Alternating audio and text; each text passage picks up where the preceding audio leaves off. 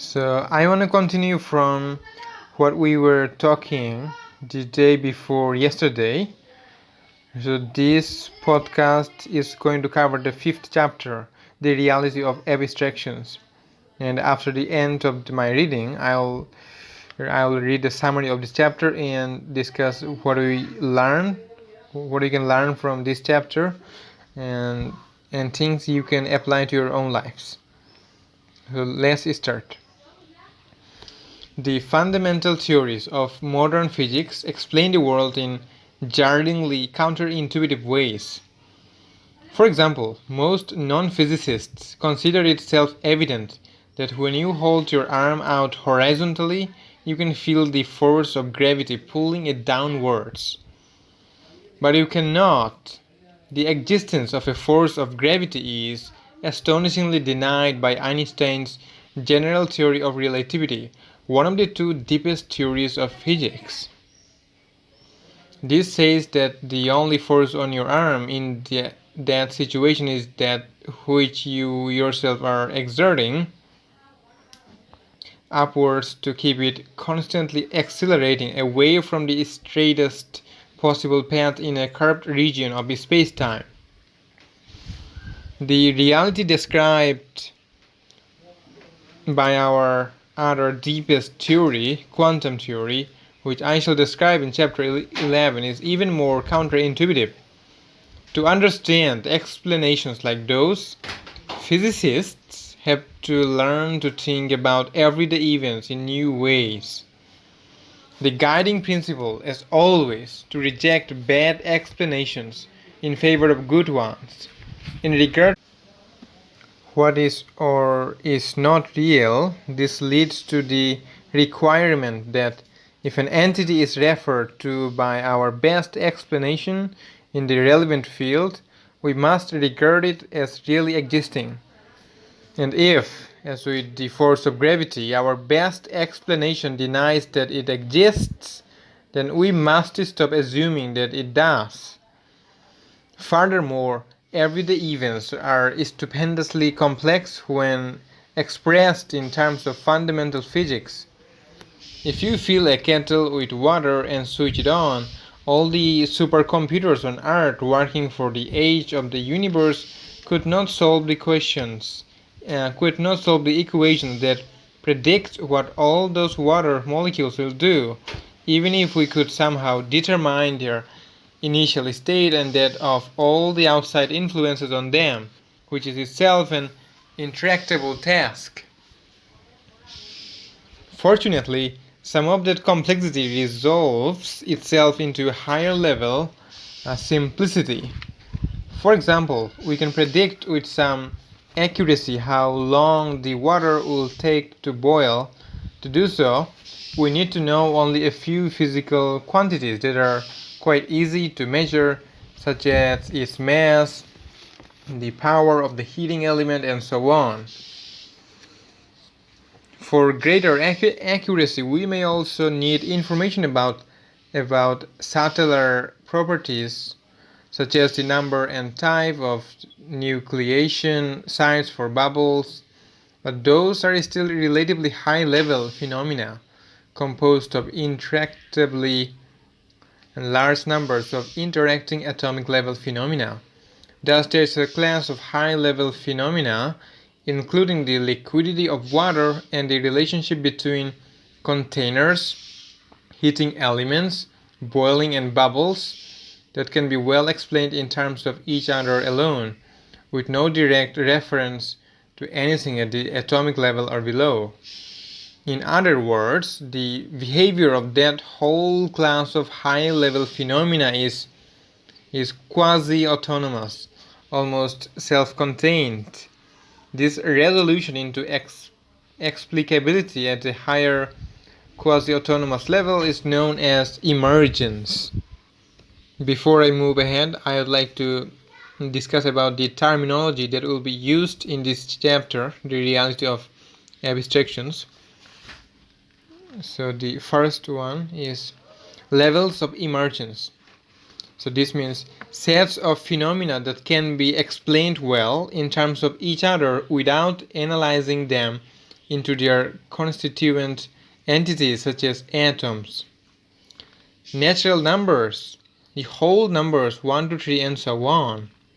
Reductionism, the misconception that science must or should always explain things by analyzing them into components, and hence that higher level explanations cannot be fundamental. Holism, the misconception that all significant explanations are of components in terms of whole rather than vice versa. Moral philosophy addresses the problem of what sort of life to want. Now, the meaning of the beginning of infinity encountered in this chapter. First one is the existence of emergent phenomena and the fact that they can encode knowledge about other emergent phenomena. Number 2, the existence of levels of approximation to true explanations. Number 3, the ability to understand explanations. And number 4 is the ability of explanation to escape from parochialism by letting our theories die in our place. Okay, back to the chapter. So I am still reading the page 108. Emergent phenomena are a tiny minority. We can predict when the water will boil and that bubbles will form when it does. But if you wanted to predict where each bubble will go, or to be precise what the probabilities of its various possible motions are, see chapter 11, you would be out of luck. Still less is it feasible to predict the countless microscopically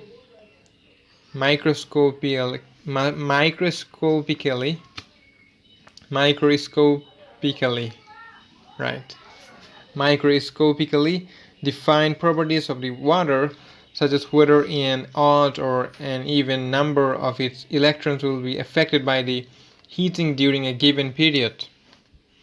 Fortunately, we are uninterested in predicting or explaining most of those properties, despite the fact that they are the overwhelming majority.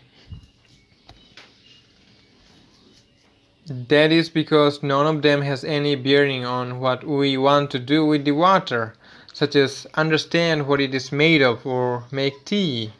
To make tea, we want the water to be boiling, but we do not care what the pattern of bubbles was. We want its volume to be between a certain minimum and maximum, but we do not care how many molecules that is. We can make progress in achieving those purposes because we can express them in terms of those quasi-autonomous emergent properties about which we have good high-level explanations. Nor do we need most of the microscopic details in order to understand the role of water in the cosmic scheme of things, because nearly all of those details are parochial. The behavior of high-level physical quantities consists of nothing but the behavior of the low-level constituents, with most of the details ignored. This has given rise to a widespread misconception about emergence and explanation, known as reductionism, the doctrine that science always explains and predicts things reductively, i.e., by analyzing them into components. Often it does, as when we use the fact that interatomic forces obey the law of conservation of energy to make and explain a high-level prediction that the kettle cannot boil water without a power supply. But reductionism requires the relationship between different levels of explanation always to be like that. And often it is not. For example, as I wrote in the Fabric of Reality, consider one particular copper atom at the tip of the knows of the statue of Sir Winston Churchill that stands in Parliament Square in London. Let me try to explain why that copper atom is there. It is because Churchill served as Prime Minister in the House of Commons nearby, and because his ideas and leadership contributed to the Allied victory in the Second World War, and because it is customary to honor such people by putting up statues of them, and because bronze, a traditional material for such statues, contains copper and so on. Thus, we explain a low-level physical observation, the presence of a copper atom at a particular location, through extremely high-level theories about emergent phenomena such as ideas, leadership, war, and tradition. There is no reason why there should exist, even in principle, any lower-level explanation of the presence of that copper atom than the one I have just given.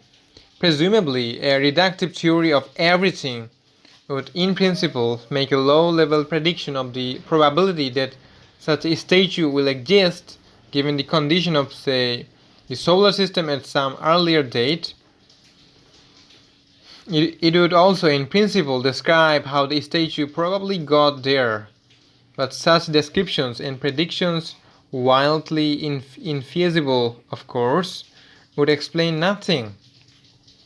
They would merely describe the trajectory that each copper atom followed from the copper mine through the smelter and the sculptor's studio and so on.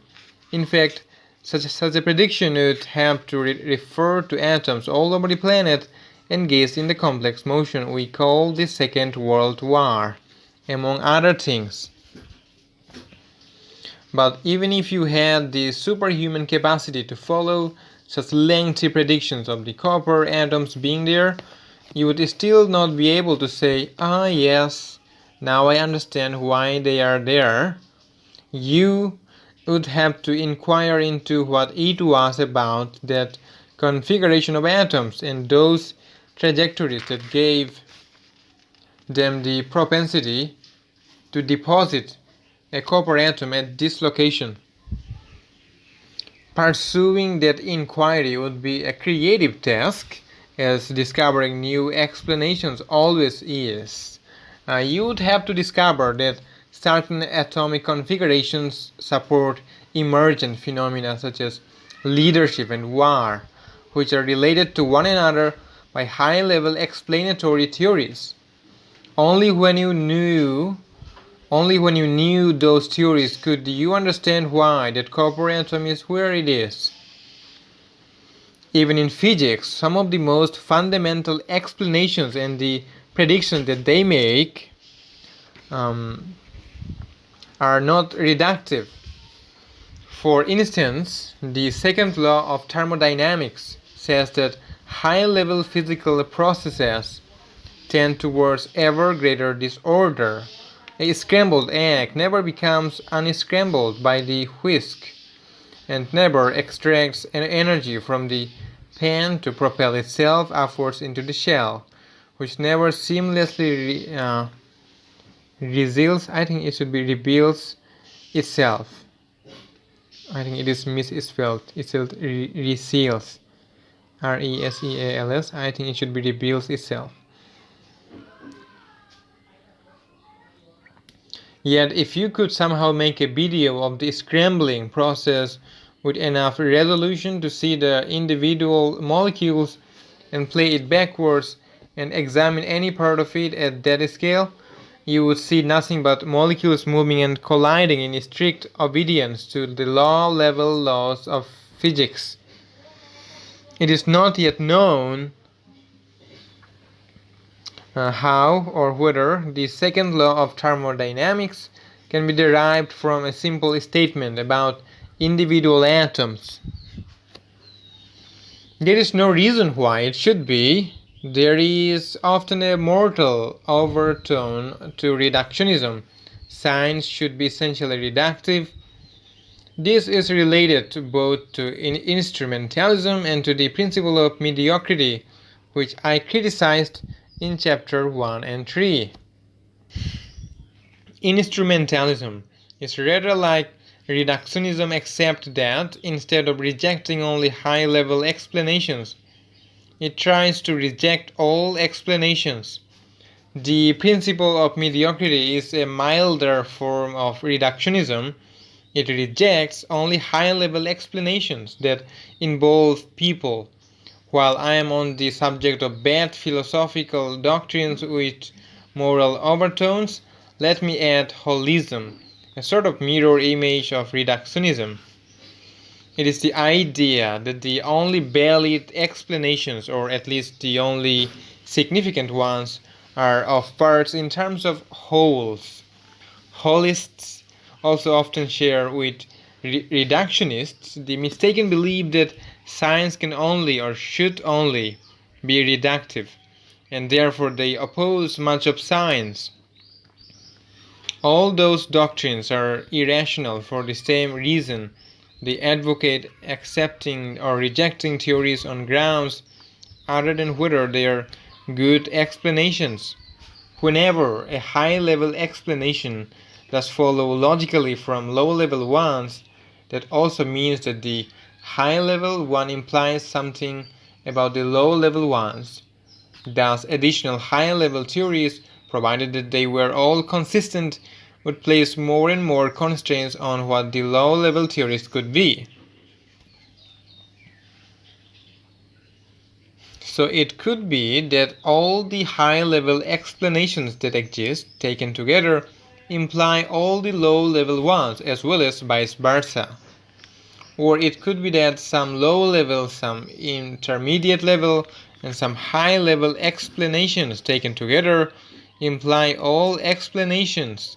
I guess that is so. Thus, one possible way that the fine-tuning problem might eventually be solved would be if some high-level explanations turned out to be exact laws of nature. The microscopic consequences of that might well seem to be fine-tuned. One candidate is the principle of the universality of computation, which I shall discuss in the next chapter. Another is the principle of testability, for in a world in which the laws of physics do not permit the existence of testers, they also forbid themselves to be tested. However, in their current form, such principles, regarded as laws of physics, are anthropocentric and arbitrary, and would therefore be bad explanations. But perhaps there are deeper versions to which they are approximations which are good explanations, well integrated with those of microscopic physics, like the second law of thermodynamics is. In any case, emergent phenomena are essential to the explicability of the world. Long before humans had much explanatory knowledge, they were able to control nature by using rules of thumb. Rules of thumb have explanations, and those explanations were about high-level regularities among emergent phenomena such as fire and rocks. Long before that, it was only genes that were encoding rules of thumb, and the knowledge in them too was about emergent phenomena. Thus, emergence is another beginning of infinity. All knowledge creation depends on and physically consists of emergent phenomena. Emergence is also responsible for the fact that discoveries can be made in successive steps, thus providing scope for the scientific method. The partial success of each theory in a sequence of improving theories is tantamount to the existence of a layer of phenomena that each theory explains successfully, though as it then turns out partly mistakenly. Successive scientific explanations are occasionally dissimilar in the way they explain their predictions, even in the domain where the predictions themselves are similar or identical. For instance, Einstein's explanation of planetary motion does not merely correct Newton's, it is radically different, denying, among many other things, the very existence of central elements of Newton's explanation, such as the gravitational force and the uniformly flowing time with respect to which Newton defined motion. Likewise, the astronomer Johannes Kepler's theory, which said that the planets move in ellipses, did not merely correct the celestial sphere theory, it denied the sphere's existence, and Newton's did not constitute a new shape of Kepler's ellipses, but a whole new way for laws to specify motion through infinitesimally defined quantities like instantaneous velocity and acceleration. Thus, each of those theories of planetary motion was ignoring or denying its predecessor's basic means of explaining what was happening out there. This has been used as an argument for instrumentalism as follows. Each successive theory made small but accurate corrections to what its predecessor predicted, and was therefore a better theory in that sense. But since each theory's explanation swept away that of the previous theory's explanation was never true in the first place, and so one cannot regard those successive explanations as constituting a growth of knowledge about reality. From Kepler to Newton to Einstein, we have successively no force needed to explain orbits, an inverse square law force responsible for every orbit, and again no force needed. So how could Newton's force of gravity, as distinct from his equations predicting its effects, ever have been an advance in human knowledge? It could and was because sweeping away the entities through which a theory makes its explanation is not the same as sweeping away the whole of the explanation. Although there is no force of gravity, it is true that something real, the curvature of spacetime caused by the sun, has a strength that varies, approximately according to Newton's inverse square law, and affects the motion of objects, seen and unseen. Newton's theory also correctly explained that the laws of gravitation are the same for terrestrial and celestial objects. It made a novel distinction between mass, the measure of an object's resistance to being accelerated, and weight, the force required to prevent the object from falling under gravity. And it said that the gravitational effect of an object depends on its mass and not on other attributes such as its density or composition. Later, Einstein's theory not only endorsed all those features but explained, in turn, who they are so. Newton's theory, too, had been able to make more accurate predictions than its predecessors precisely because it was more right than they were about what was really happening. Before that, even Kepler's explanation had included important elements of the true explanation. Planetary orbits are indeed determined by laws of nature. Those laws are indeed the same for all planets, including the Earth. They do involve the sun, they are mathematical and geometrical in character, and so on. With the hindsight provided by each successive theory, we can see not only where the previous theory made false predictions, but also that wherever it made true predictions, this was because it had expressed some truth about reality. So its truth lives on in new theory. As Einstein remarked, there could be no fairer destiny for any physical theory than that it should point the way to a more comprehensive theory in which it lives on as a limiting case. As I explained in Chapter 1 regarding the explanatory function of theories as paramount is not just an idle preference. The predictive function of science is entirely dependent on it. Also, in order to make progress in any field, it is the explanations in existing theories, not the predictions, that have to be creatively buried in order to conjecture the next theory. Furthermore, the explanations in one field affect our understanding of other fields. For instance, if someone thinks that a conjuring trick is due to supernatural abilities of the conjurer, it will affect how they judge theories in cosmology, such as the origin of the universe or the fine-tuning problem, and in psychology, how the human mind works, and so on. By the way, it is something of a misconception that the predictions of successive theories of planetary motion were all that similar.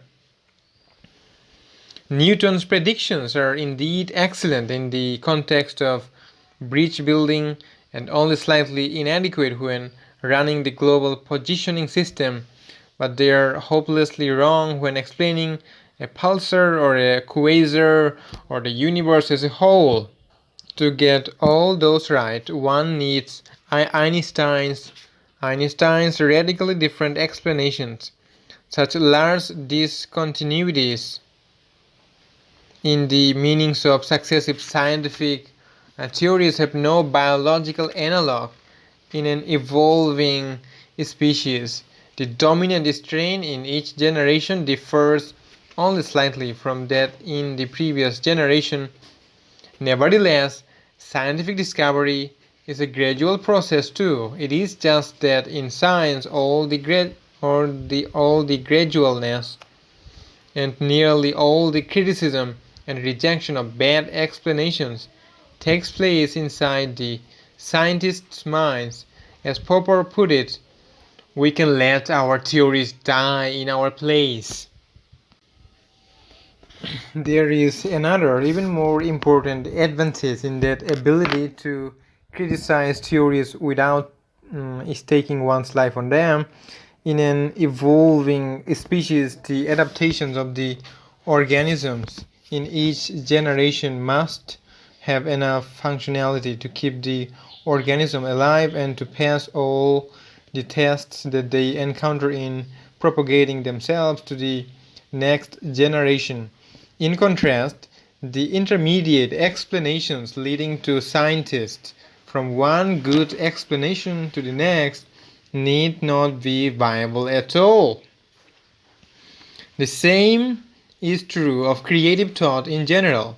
This is the fundamental reason that explanatory ideas are able to escape from parochialism, which biological evolution and rules of thumb cannot. That brings me to the main subject of this chapter, abstractions. In chapter 4, I remarked that pieces of knowledge are abstract replicators that use and hence affect organisms and brains to get themselves replicated. There is a higher level of explanation than the emergent levels I have mentioned so far. It is a claim that something abstract, something non-physical, such as the knowledge in a gene or a theory, is affecting something physical. Physically, nothing is happening in such a situation other than that one set for emergent entities, such as genes or computers, is affecting others, which is already anathema to reductionism. But abstractions are essential to a fuller explanation. You know that if your computer beats you at chess, it is really the program that has beaten you, not the silicon atoms or the computer as such. Really? I don't know. The abstract program is instantiated physically as a high level behavior of vast numbers of atoms, but the explanation of why it has beaten you cannot be expressed without also referring to the program in its own right. That program has also been instantiated, unchanged, in a long chain of different physical substrates, including neurons in the brains of the programmers and radio waves when you downloaded the program via wireless networking, and finally as states of long and short-term memory banks in your computer. The specifics of that chain of instantiations may be relevant to explaining how the program reached you, but it is irrelevant to why it beat you. There, the content of the knowledge in it and in you is the whole story. That story is an explanation that refers ineluctably to abstractions, and therefore those abstractions exist and really do affect physical objects in the way required by the explanation. The computer scientist Douglas Hofstadter has a nice argument that this sort of explanation is essential in understanding certain phenomena. In his book, I Am a Strange Loop 2007, he imagines a special purpose computer built of millions of dominoes. They are set up, as dominoes often are, for fun, standing on end, close together, so that if one of them is knocked over, it strikes its neighbor, and so a whole stretch of dominoes falls, one after another. But Hofstadter's dominoes are spring-loaded in such a way that whenever one is knocked over, it pops back up after a fixed time. Hence, when a domino falls, a wave or signal of falling dominoes propagates along the stretch in the direction in which it fell until it reaches either a dead end or a currently fallen domino. By arranging these dominoes in a network with looping, bifurcating, and rejoining stretches, one can make these signals combine and interact in a sufficiently rich repertoire of ways to make the whole construction into a computer. A signal traveling down a stretch can be interpreted as a binary I in the lake of a signal as a binary 1, 0, and the interaction between such signals can implement a repertoire of operations such as and, or, and not, out of which arbitrary computations can be composed. One domino is designated as the on switch. When it is knocked over, the domino computer begins to execute the program that is instantiated in its loops and stretches. The program in Hofstadter's thought experiment computes whether a given number is a prime or not. One inputs that number by placing a stretch of exactly that many dominoes at a specified position before tripping the on switch. Elsewhere in the network, a particular domino will deliver the output of the computation. It will fall only if a divisor is found indicating that the input was not a prime. Hofstadter sets the input to the number 641, which is a prime, and trips the on switch. Flurries of motion begin to sweep back and forth across the network. All 641 of the input dominoes soon fall as the computation reads its input and snap back up and participate in further intricate patterns. It is a lengthy process because this is a rather inefficient way to perform computations, but it does the job. Now Hofstadter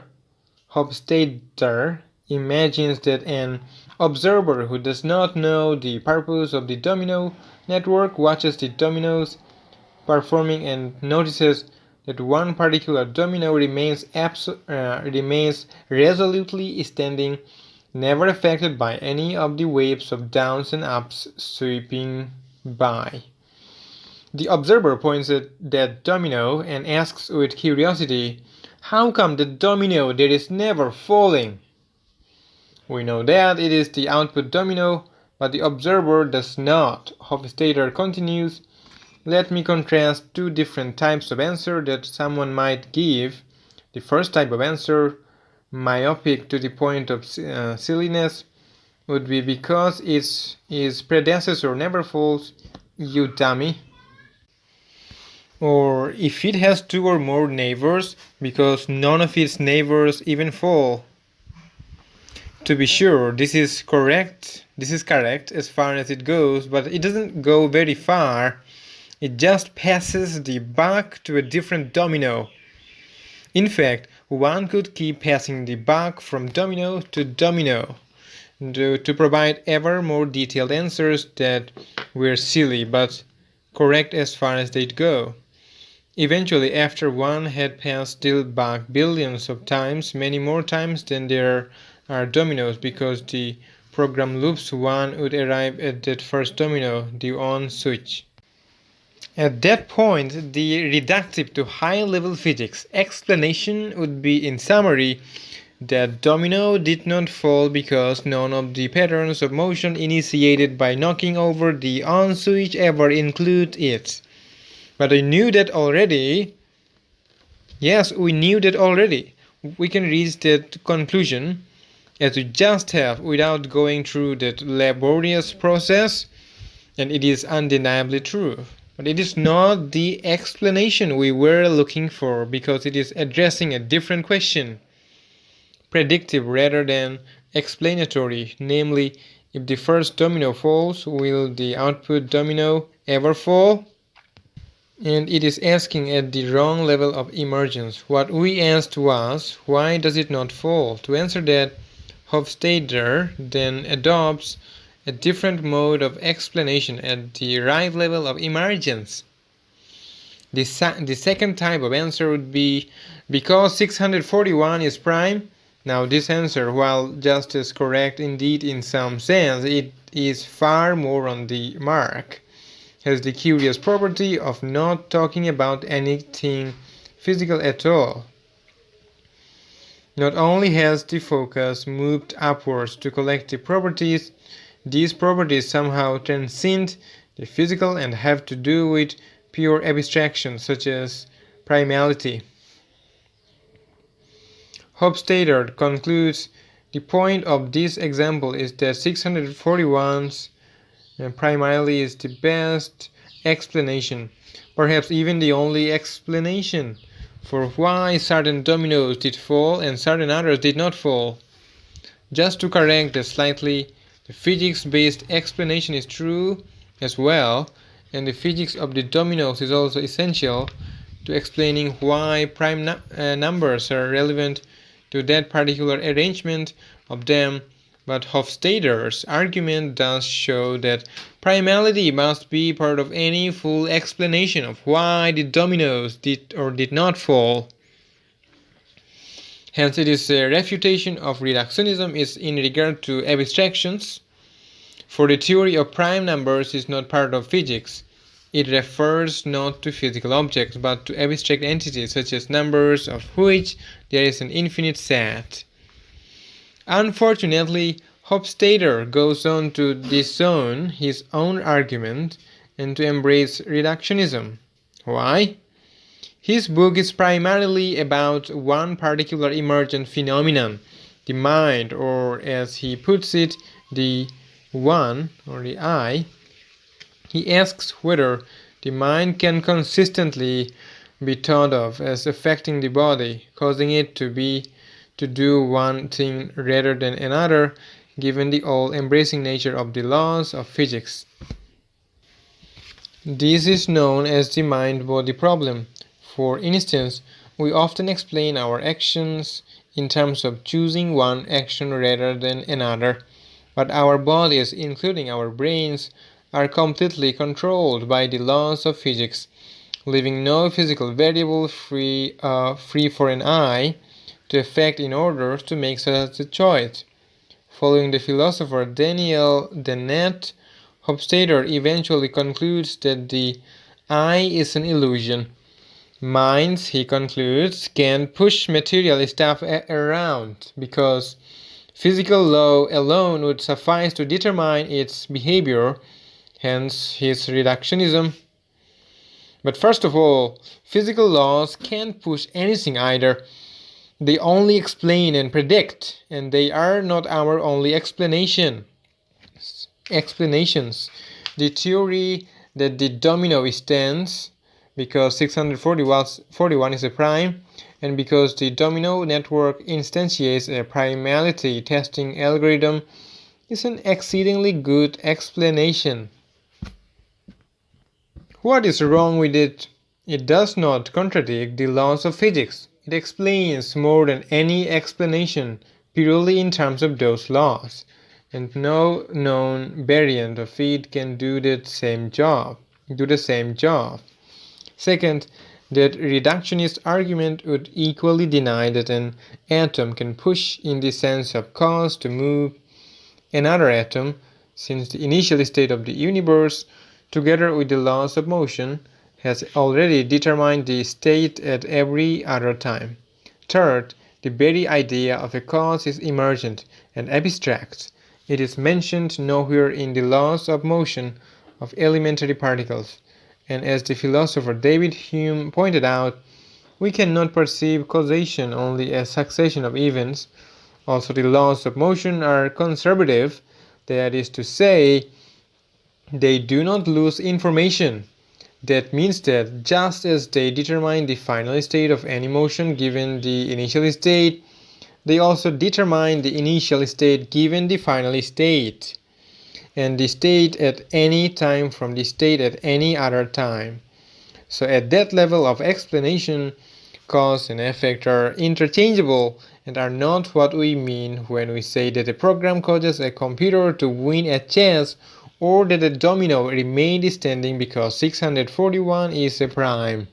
There is no inconsistency in having multiple explanations of the same phenomenon at different levels of emergence. Regarding microphysical explanations as more fundamental than emergent ones is arbitrary and fallacious. There is no escape from Hofstadter's 641 argument and no reason to one-to-one.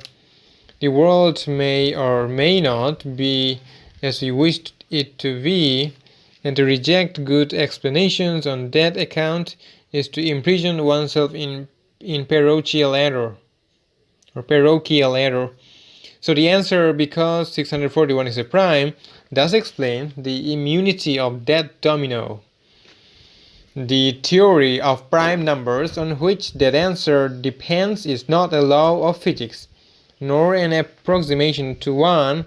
It is about abstractions and infinite sets of them at that, such as the set of natural numbers 1 to 3, where the ellipsis denotes continuation ad infinitum.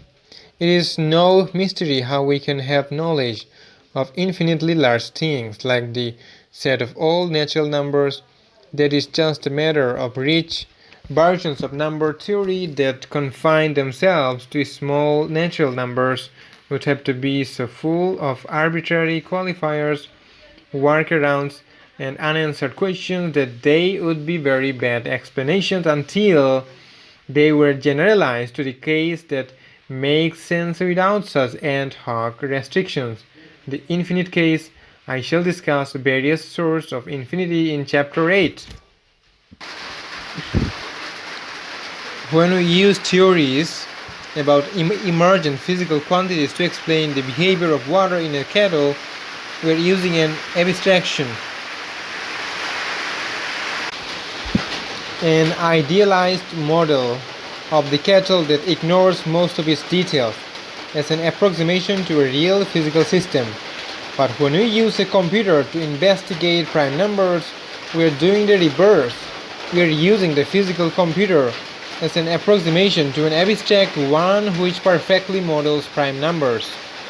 Unlike any real computer, the latter never goes wrong, requires no maintenance, and has unlimited memory and unlimited time to run its program. Our own brains are, likewise, computers which we can use to learn about things beyond the physical world, including pure mathematical abstractions. This ability to understand abstractions is an emergent property of people which greatly puzzled the ancient Athenian philosopher Plato.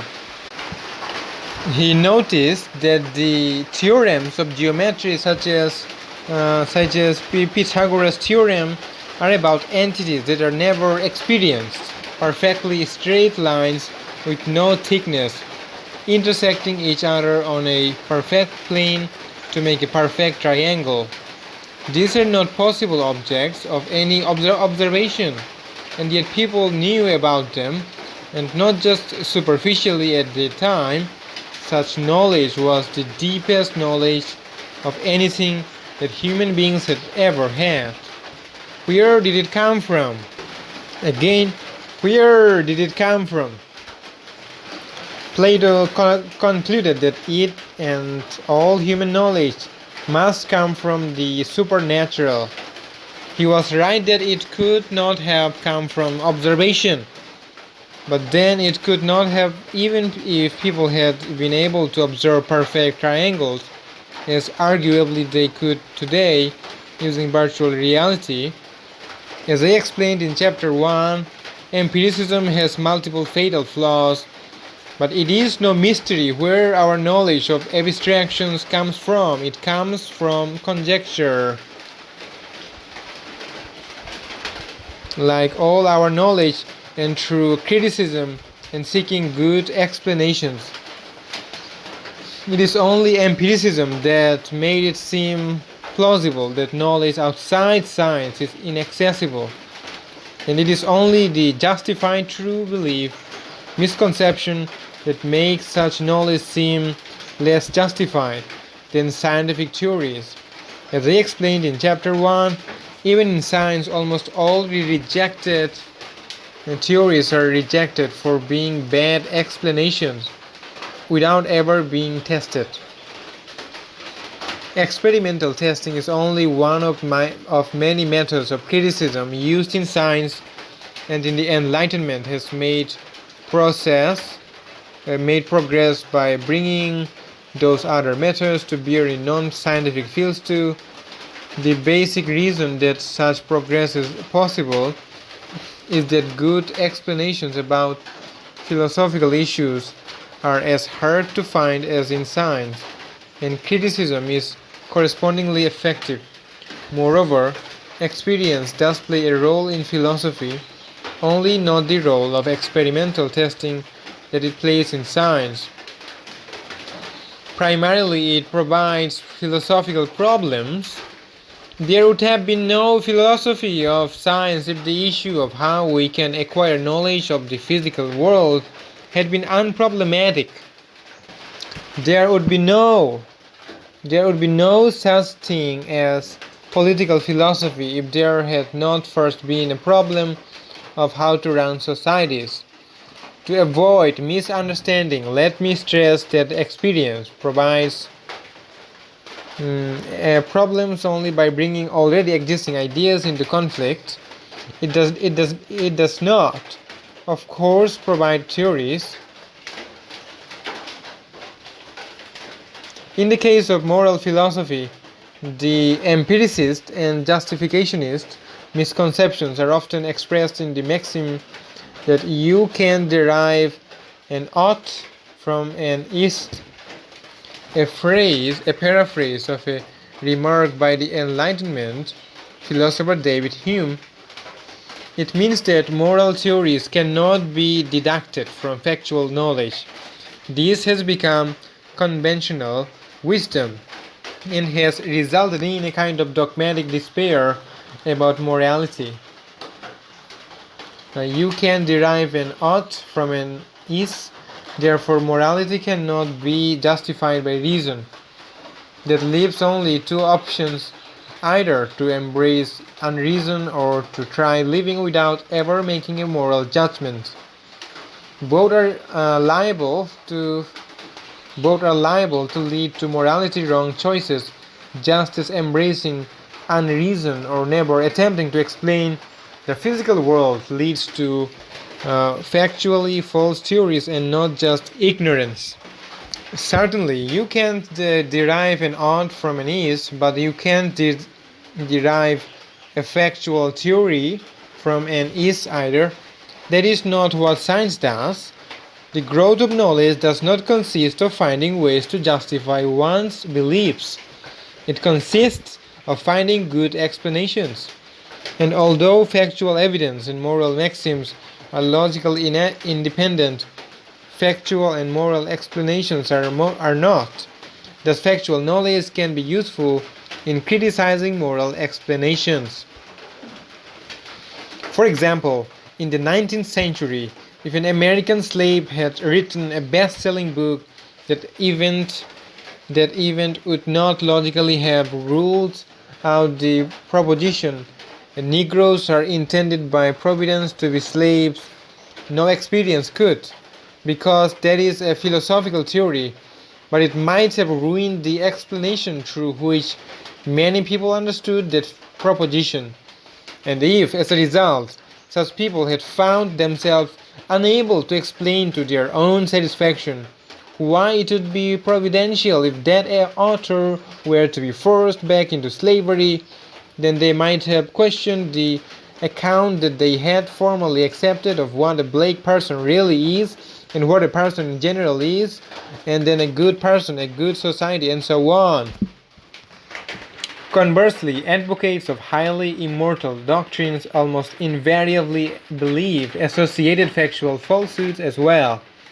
For instance, ever since the attack on the United States on 11 September 2001, millions of people worldwide have believed it was carried out by the US government or the Israeli Secret Service. Those are purely factual misconceptions, yet they bear the imprint of moral wrongness just as clearly as a fossil made of purely inorganic material bears the imprint of ancient life. And the link in both cases is explanation. To concoct a moral explanation for why Westerners deserve to be killed indiscriminately, one needs to explain factually that the West is not what it pretends to be, and it requires uncritical acceptance of conspiracy theories, denials of history, and so on. Quite generally, in order to understand the moral landscape in terms of a given set of values, one needs to understand some facts as being a certain way to, and the converse is also true. For example, as the philosopher Jacob Bronowski pointed out, success at making factual scientific discoveries entails a commitment to all sorts of values that are necessary for making progress. The individual scientist has to value truth and good explanations and be open to ideas and to change. The scientific community, and to some extent the civilization as a whole, has to value tolerance, integrity, and openness of debate. We should not be surprised at those connections. The truth has structural unity as well as logical consistency, and I guess that no true explanation is entirely disconnected from any other. Since the universe is explicable, it must be that morally right values are connected in this way with true factual theories, and morally wrong values with false theories.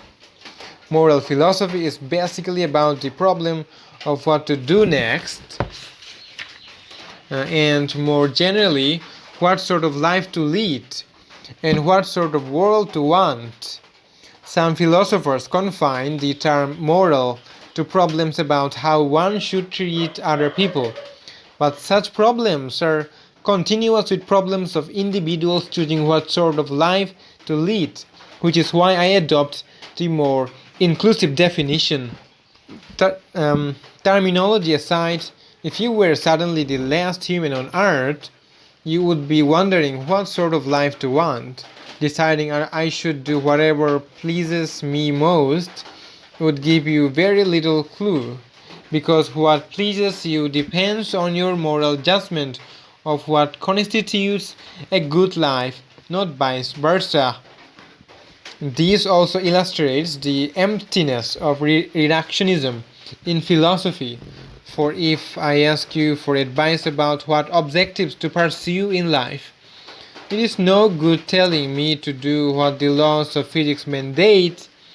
I shall do that in any case, nor is it any good telling me to do what I prefer, because I don't know what I prefer to do until I have decided what sort of life I want to lead or how I should want the world to be.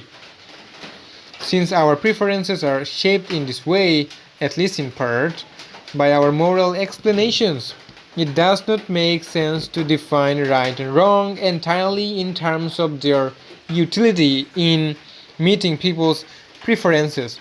Trying to do so is the project of the influential moral philosophy known as utilitarianism. Yes, utilitarianism, which played much the same role as empiricism did in the philosophy of science. It acted as a liberating focus for the rebellion against traditional dogmas, while its own positive content contained little truth. So there is no avoiding what to do next problems, and since the distinction between right and wrong appears in our best explanations that address such problems, we must regard this distinction as real. In other words, there is an objective difference between right and wrong. Those are real attributes of objectives and behaviors.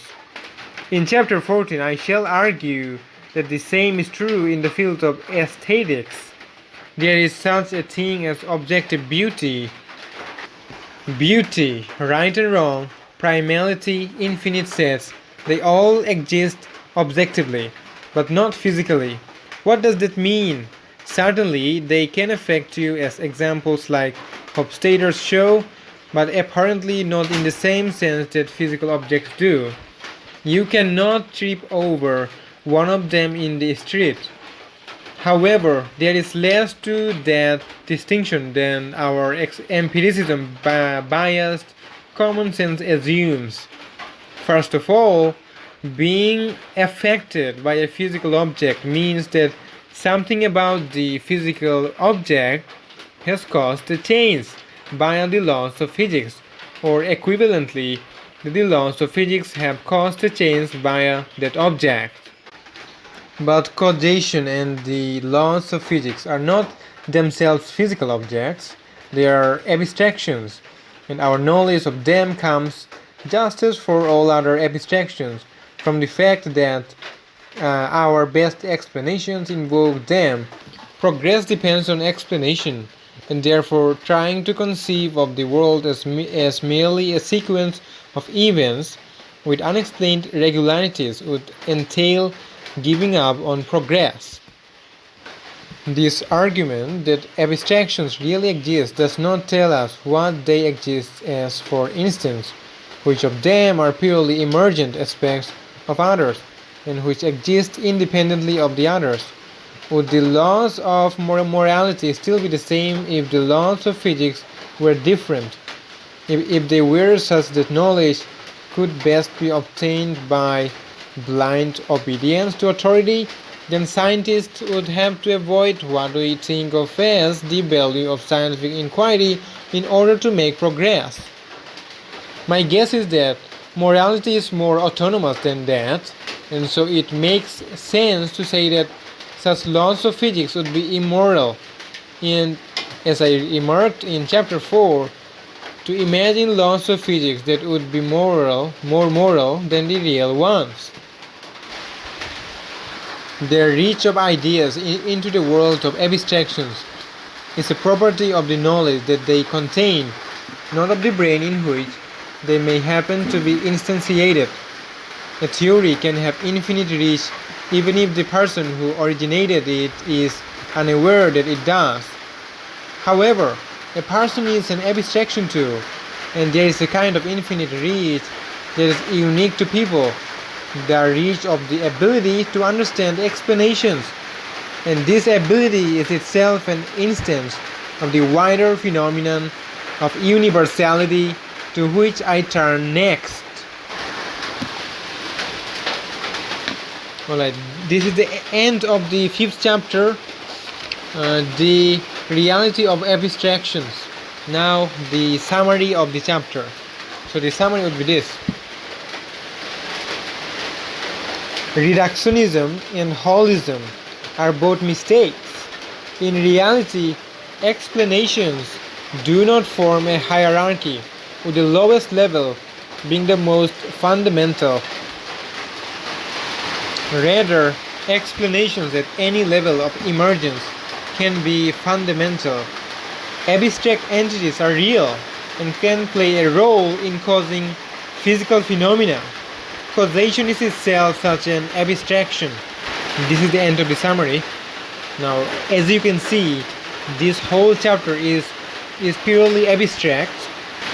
It may be difficult for some listeners to understand or digest the information. However, now let me discuss a little bit about what I have learned and what you can learn from it.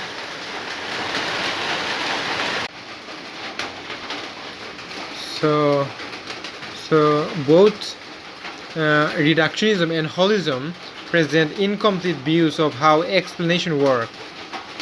Reductionism suggests that the most fundamental explanations are found at the lowest, most basic level, like physics or molecular biology. It assumes that understanding the parts gives full understanding of the whole, and holism emphasizes understanding systems as wholes rather than just their individual parts. However, what I've learned is that neither approach is fully correct. Instead, explanations can be fundamental at any level of emergence, meaning that both higher level concepts like abstract entities and lower level phenomena like physical particles can equally explain and influence reality.